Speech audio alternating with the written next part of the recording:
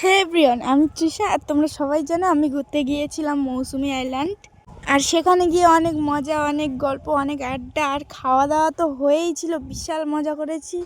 আর এদের অবস্থাটা শুধু একবার দেখো, বিশাল বিশাল মজা করেছি। তাহলে চলো ভিডিওটা একদম প্রথম থেকে শুরু করা যাক।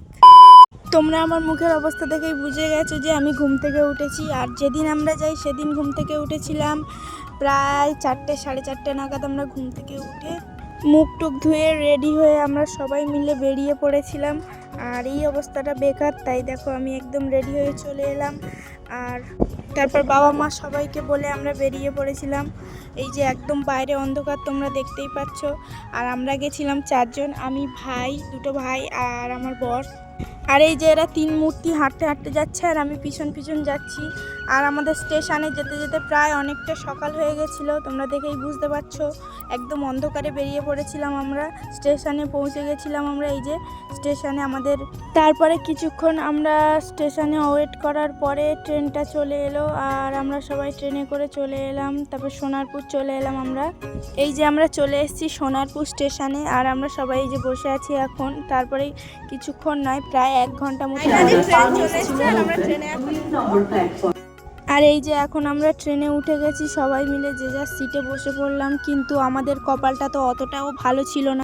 কেন ভালো ছিল না সেটাই বলি তোমাদেরকে। আমরা যে ট্রেনে উঠেছিলাম ওই ট্রেনটা মানে যাবে না আর কি, আমরা ভুল করে অন্য ট্রেনে উঠে গেছিলাম। একটা কথা তোমাদের বলি, যারা সুন্দরবনের ওদিক থেকে আসবে তারা কিভাবে আসবে চলো সেটাই তোমাদেরকে বলি আমি।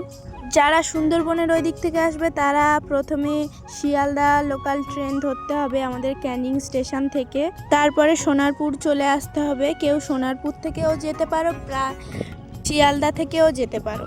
সোনারপুর থেকে আমরা নামখানা ট্রেন ধরে নিয়েছিলাম। তারপরে আমরা স্টেশন থেকে নেমে একজনের 60 টাকা করে ভাড়া পড়বে টোটোতে। আমরা টোটো করে নদীর ঘাটে চলে গেছিলাম। তারপরে ওখান থেকে আবার 30 টাকা করে ভাড়া দিয়ে আমরা আমাদের গন্তব্যস্থলে পৌঁছে গেছিলাম, মানে মৌসুমী আইল্যান্ড।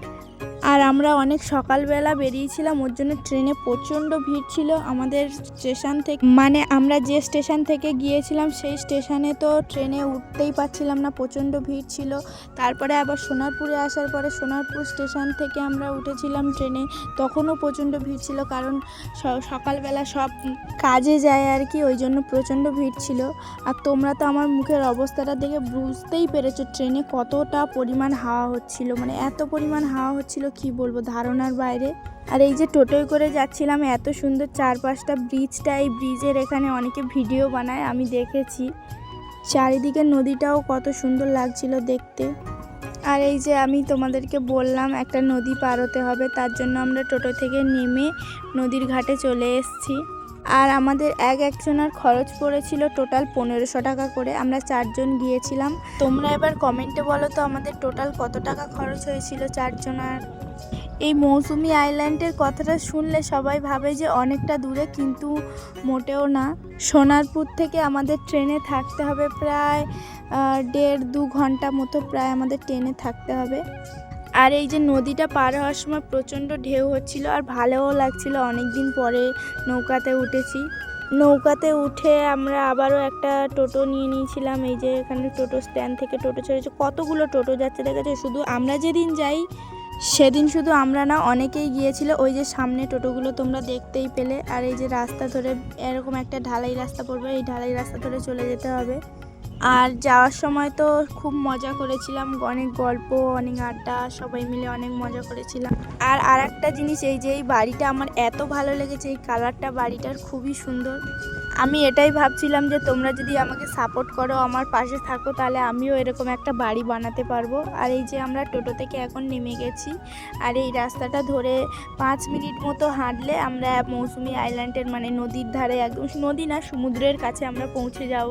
আর আমরা সমুদ্রের ওখানে পৌঁছেই তো আমরা প্রথমে ভাবছিলাম যে আমরা ভুল জায়গায় চলে এসেছি বা জায়গাটা কেমন হবে, কিন্তু না, জায়গাটা খুবই সুন্দর, আমার তো খুবই ভালো লেগেছে। আর এখানে জায়গাটা দেখলে তোমাদের মনেই হবে না যে এখানে কোনো আইল্যান্ড বা এখানে কোনো সমুদ্র আছে বলে। আমরাও প্রথমে তাই ভেবেছিলাম। আর আমরা সবাই এটাই বলতে বলতে যাচ্ছিলাম যে আমরা এটা কোথায় চলে এসেছি, এর থেকে আমাদের ওখানে অনেক ভালো।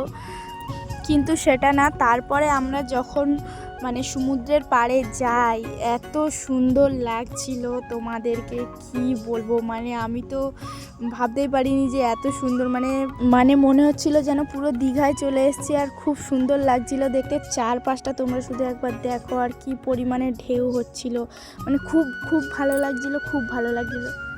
আর ওই যে সমুদ্রের পাড়ে যাওয়ার পর থেকে হাওয়া শুরু হলো, আর আমার মুখ চোখ চুল, তোমরা তো আগের ভিডিওগুলোতে দেখেইছো আমার চুলের অবস্থা ভালো মানে একদমই ভালো ছিল না, আর আমার মুখ টুকগুলো একদম বাজে হয়ে গেছে। আর আমরা যে রিসর্টটা নিয়েছিলাম, রিসর্টটার নাম ছিল sea sky village cottage and resort. আর এই যে রিসর্টের ভিতরে কত সুন্দর একটা সুইমিং পুল ছিল, আরও অনেকেও এসেছিলো, তারা বসেছিল। আর আমরা যাওয়ার সঙ্গে সঙ্গে আমাদেরকে দিয়ে দেওয়া হয়েছিল ওয়েলকাম ড্রিঙ্ক, কোকোনাট ওয়াটার দিয়েছিল। আর ওটা খাওয়ার পরে আমরা সবাই কিছুক্ষণ বসেছিলাম। তারপরে চলে এলো আমাদের আইডি প্রুফ, মানে কিছু ডকুমেন্টস নিয়ে ওনারা কিছু কাজ করছিলেন, আমাদেরকেও সাইন করতে হলো। আর আমরা আমাদের আধার কার্ড মানে আইডি প্রুফটা দেখিয়ে আমরা সব কিছু ডকুমেন্টসটা ফিল আপ করে নিয়েছিলাম। আর এই যে আমরা নিয়ে নিয়েছিলাম একটা করে টেন্ট, আর আমরা টেন্টে ছিলাম। টেন্টে থাকার অনুভূতিটাই আলাদা, সত্যি বলতে কোনোদিন টেন্টে থাকিনি আমরা, আর টেন্টে প্রথমবার থেকে আমাদের খুবই ভালো লেগেছিল। আর তারপরে আবারও আমরা ড্রেস চেঞ্জ করে বাইরে চলে এসেছিলাম। কি হাওয়াটা একবার শুধু দেখো, আমরা ফটো টটো তুলছিলাম সবাই মিলে। আর এই যে ভাই, বাপ রে বাপ, ওর একারই ছবি ছিল মনে হয় 200, 150, 250 খানা ওর শুধু ছবি ছিল।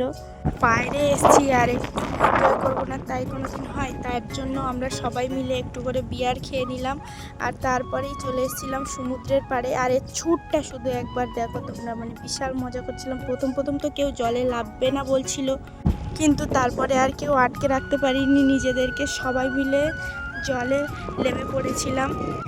একটা দিনই তো এসছি, তাই একটু আনন্দ করব না, তার জন্য সবাই মিলে জলে নেমে পড়েছিলাম। আর এরা 3 জন যা করছিল, লাস্ট পর্যন্ত আমার বরের পাটা গেল কেটে।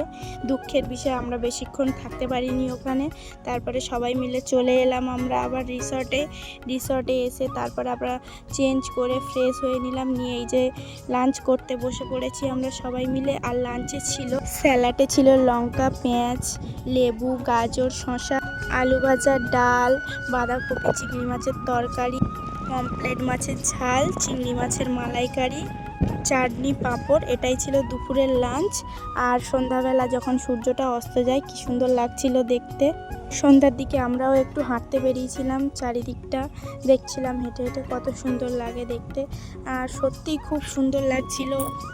আর একটা জিনিস, যারা এখানে নদীর পাশে বাস করে তাদের মানে ঘরগুলো খুবই ছোট।